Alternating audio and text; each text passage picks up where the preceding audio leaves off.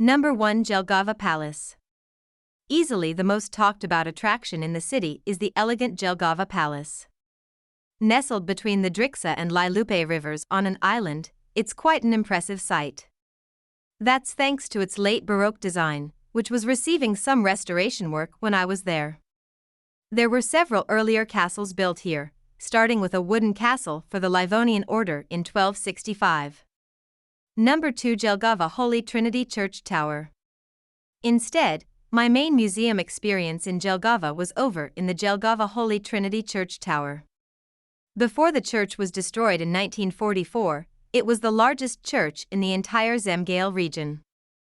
Now, only the lone tower is left of the 16th century church.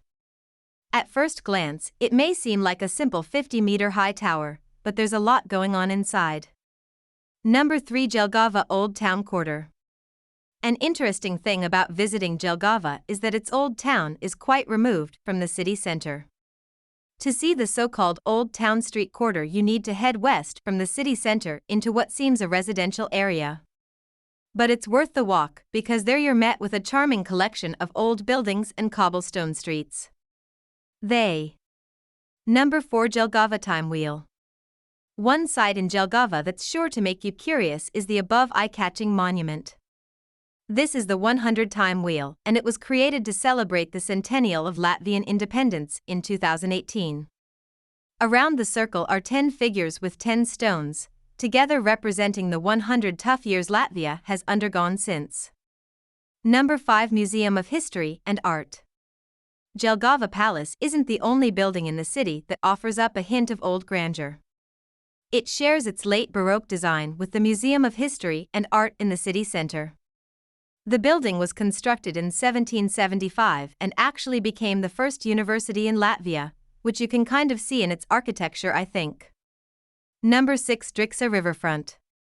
There isn't much of Jelgava that feels particularly modern until you reach the waterfront of the Drixa River.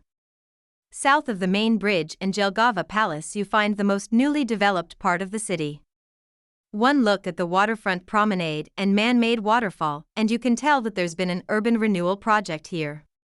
Number 7. Lilupe Floodplain Meadows.